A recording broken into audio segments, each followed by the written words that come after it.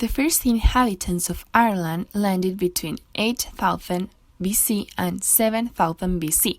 Then, in 1200 BC, the Celts arrived in Ireland, which had a great impact on their culture. The Celts spoke Celtic, and over the centuries the language was mixed with the English of the first inhabitants, giving the result of Irish Gaelic. Saint Patrick grew up in Great Britain but was captured by Irish raiders and taken to Ireland as a slave when he was a teen. After some years he returned to his family and entered the church to be a priest. He later returned to Ireland as a missionary and worked Christianity teaching. The Vikings arrived to Irish in 795 for stealing the treasures and riches. They started to attack Ireland, and that went on for 2 centuries until the King of Irish, Brian Boru, managed to defeat the Vikings in the Battle of Clontarf. Sadly, he was murdered in his tent in this battle. He was one of the best warriors and is considered as Ireland's greatest king. In the 12th century, the Normans arrived in England, beginning Ireland's 800 years struggle with England. In 1649, Oliver Cromwell arrived to Ireland with the intentions to clean Irish. He despised Catholic people, and together with his army, his lover and mother also burned houses.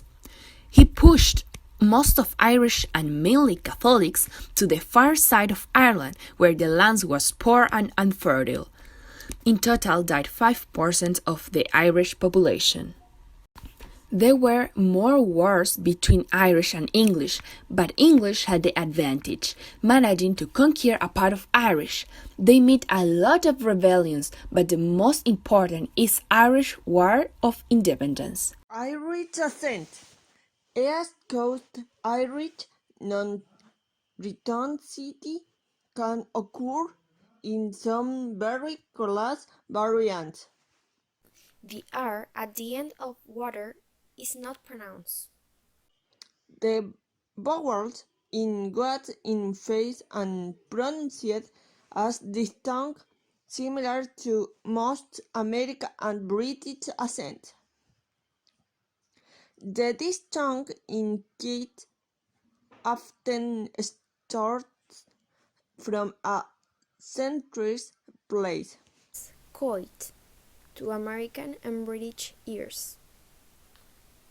The diphthong in mouth and in often fronted to do something like ew or ow, or among of other variations. Hence mouth can sound like mouth. The H becomes T and D in words like think and this, so it sounds like think and this. There is a tremendous amount of variations, ranging from some suburban Dublin, which sounds faintly American, to working class dialect, which are nearly incomprehensible to outsiders. short word Irish accent.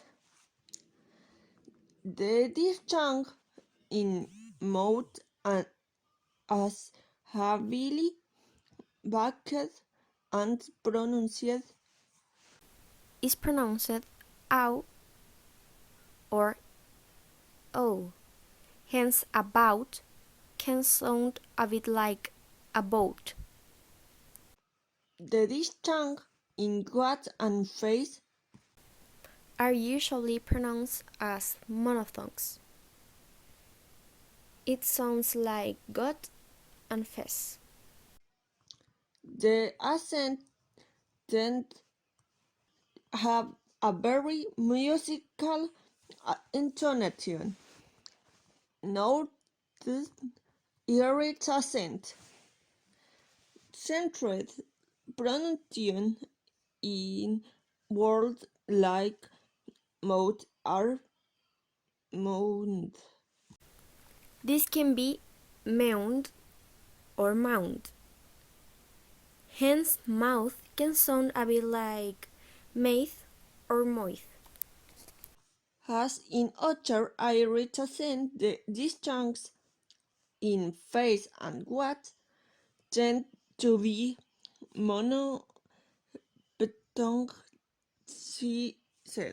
The U in goose is pronounced very far in the front of the mouth. This can be U or Main sounds and features to do an Irish accent. In general terms, the way to have an Irish accent is to soften your vowels and pronounce ever more consonants.